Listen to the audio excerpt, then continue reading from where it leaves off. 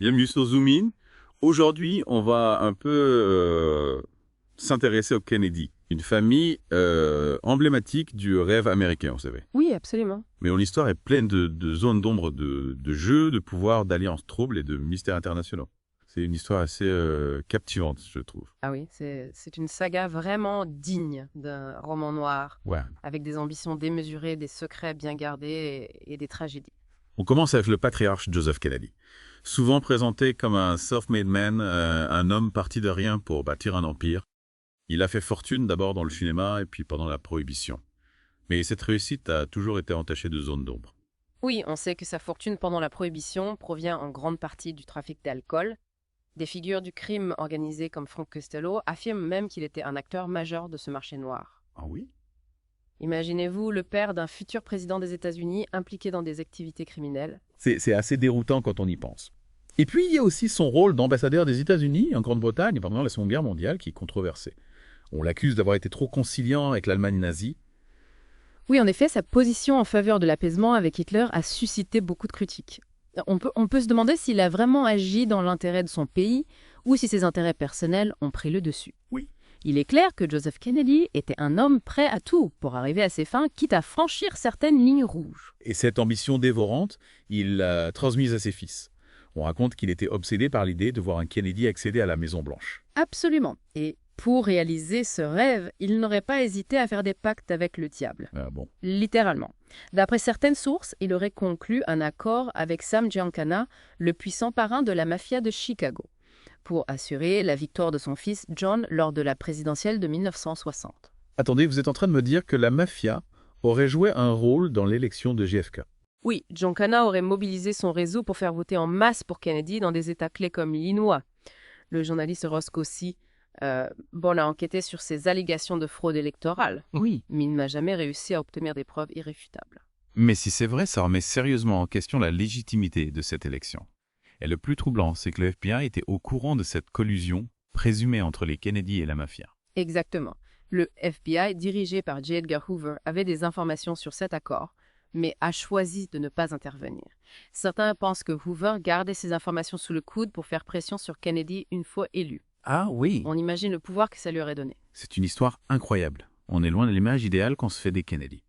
Une fois à la Maison-Blanche, JFK a dû faire face à un nouvel adversaire, Fidel Castro et sa Cuba communiste. Oui, la révolution cubaine était un véritable casse-tête pour l'administration Kennedy. Ils ont tout fait pour essayer de déstabiliser le régime de Castro, allant même jusqu'à organiser une invasion clandestine de l'île, la fameuse opération de la baie des cochons. Oui, on se souvient tous de ce fiasco retentissant. Des exilés cubains soutenus par les CIA ont tenté de renverser Castro, mais l'opération a tourné au désastre. JFK a pris la décision controversée d'annuler le soutien aérien promis aux exilés. Il se retrouvait face à un dilemme terrible. Risquer une escalade militaire avec l'URSS qui soutenait Castro ou abandonner les exilés à leur sort. Un choix cornélien. D'un côté, la menace d'une guerre nucléaire et de l'autre, le risque de passer pour un président faible et indécis. L'échec de la baie des cochons a été un véritable traumatisme pour Kennedy et ça l'a poussé à adopter une attitude plus agressive envers Castro. Les États-Unis ont alors mis en place l'opération Mongoose, un programme secret visant à saboter et déstabiliser le régime cubain par tous les moyens possibles. Attendez, on parle de sabotage de propagande et même de projet d'assassinat de Castro. Oui, la CIA et la mafia ont travaillé main dans la main pour tenter d'éliminer Castro. Des figures comme Johnny Roselli, un tueur à gages de Chicago, ou Robert Mayhew, un ancien agent du FBI reconverti dans les affaires troubles, ont été impliqués dans ces complots. Et n'oublions pas Judith Campbell, la maîtresse que JFK partageait avec Sam Giancana. D'après les sources, elle servait d'intermédiaire entre la Maison-Blanche et la mafia. Transportant l'argent et des messages dans des valises, c'est digne d'un film d'espionnage. Imaginez le scandale si cette information avait été révélée à l'époque. On est face à un véritable double jeu. D'un côté, les Kennedy luttaient publiquement contre le crime organisé. Et de l'autre, ils utilisaient la mafia pour mener des opérations secrètes. Ça, c'est paradoxal. Oui. Mais ça nous montre bien la complexité de cette époque où la guerre froide poussait les grandes puissances à utiliser tous les moyens nécessaires pour arriver à leur fin. On a l'impression que les Kennedy vivaient constamment sur le fil du rasoir, en jonglant avec des alliances dangereuses et des secrets explosifs. C'est exactement ça. On va maintenant explorer la vie privée des Kennedy. Et vous allez voir que les choses étaient tout aussi mouvementées derrière les portes closes de la Maison-Blanche. Ouais, derrière la vie. L'image parfaite du couple présidentiel, les Kennedy cachaient une vie personnelle tumultueuse. Les rumeurs d'infidélité de JFK circulaient dans tous les cercles de pouvoir. Oui. Et ça allait bien au-delà de sa supposée liaison avec Marilyn Monroe. Oui, c'est vrai qu'on a beaucoup entendu parler de Marilyn, mais ce n'était apparemment que la partie émergée de l'iceberg. Sa liaison avec Judith Campbell, la maîtresse qu'il partageait avec Sam Giancana, était encore plus risquée. Ah oui, imaginez le président des États-Unis qui fréquente la même femme que le chef de la mafia de Chicago. On se demande ce que Giancana savait de la vie privée de JFK. Ouais. Et jusqu'où il aurait pu l'utiliser pour faire pression sur lui. C'est effrayant. On se croirait dans un film d'espionnage. Et en parlant d'espionnage, les relations des Kennedy avec l'Union soviétique étaient tout aussi complexes. Le sommet de Vienne en 1961 entre JFK et Khrouchtchev devait apaiser les tensions, mais ça s'est terminé en véritable bras de fer. Oui, Khrouchtchev a vu en Kennedy un jeune président inexpérimenté, facile à manipuler. Il l'a mis à l'épreuve sur la question de Berlin. Et ça a débouché sur la construction du mur de Berlin, un symbole de la division du monde en 2 blocs. Un coup dur pour Kennedy et pour le monde occidental. Mais ce qui est encore plus surprenant, c'est que les Kennedy ont utilisé un journaliste soviétique, Georgi Bulgakov, comme intermédiaire secret avec Khrouchtchev. Sauf que Bulgakov était en fait un agent du GRU, les services secrets militaires soviétiques. Ah oui? Les Kennedy se sont fait avoir. Il a transmis des informations cruciales à Moscou sur les intentions de Kennedy concernant Berlin. Un véritable coup de maître pour les soviétiques. Incroyable, on découvre vraiment des choses incroyables en explorant ces sources. Et puis il y a la fameuse crise des missiles de Cuba, en 1962. Un des moments les plus tendus de la guerre froide. Pendant 13 jours, le monde entier a retenu son souffle craignant une guerre nucléaire. JFK a réussi à obtenir le retrait des missiles soviétiques de Cuba. Mais à quel prix? On sait maintenant qu'il a fait une concession secrète à Khrouchtchev, le retrait des missiles américains de Turquie. Un compromis risqué, mais qui a permis d'éviter le pire. C'est vrai que la diplomatie, c'est souvent l'art du compromis.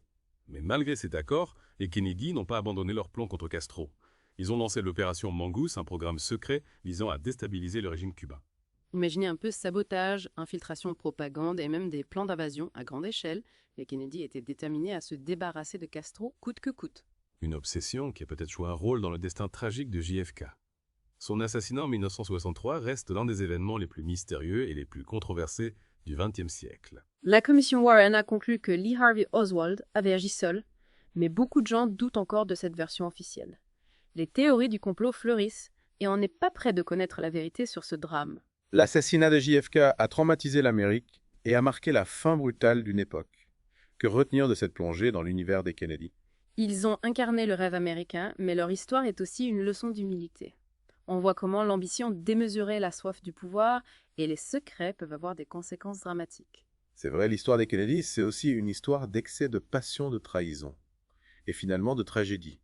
On a l'impression que le destin s'est acharné sur cette famille. Leur histoire nous rappelle que même les personnes les plus puissantes sont des êtres humains, avec leurs faiblesses, leurs contradictions et leurs parts d'ombre. Oui, on est loin de l'image parfaite qu'on se faisait d'eux. Oui. On découvre une famille tiraillée entre ses ambitions, ses démons et les poids de l'histoire. Exactement, l'histoire des Kennedy, c'est une tragédie grecque moderne avec son lot de héros, de victimes et du destin brisé. Mais au final, quel est l'héritage des Kennedy? Qu'est-ce qu'ils nous ont laissé? C'est une question complexe. Ils ont incarné le rêve américain, l'espoir d'une nouvelle génération. Mais leur histoire nous rappelle aussi la fragilité du pouvoir, les dangers de l'ambition démesurée et les conséquences imprévisibles de nos choix. Leur histoire nous met en garde contre les excès, les compromissions et les secrets qui peuvent gangriner un système. Oui, et elle nous invite à réfléchir à la responsabilité des dirigeants, à l'importance de la transparence et au besoin de protéger nos institutions. En fin de compte, l'histoire des Kennedy nous montre que même les plus grandes icônes sont humaines, avec leurs failles, leurs contradictions et leurs parts d'ombre. C'est une leçon d'humilité qui nous concerne tous. On ne peut pas juger les gens uniquement sur leurs succès ou leurs échecs. Il faut prendre en compte la complexité de leur parcours, les choix qu'ils ont dû faire et les circonstances qui les ont façonnés. L'histoire des Kennedy, c'est une invitation à la réflexion, à la nuance et à l'empathie. C'est une histoire qui nous pousse à nous interroger sur nous-mêmes, sur nos propres valeurs et sur le monde dans lequel on vit. Merci beaucoup pour cette analyse passionnante. J'espère que nos auditeurs ont apprécié cette plongée dans l'univers complexe et fascinant des Kennedy. Ce fut un plaisir de partager ces réflexions avec vous. À bientôt pour un nouvel épisode.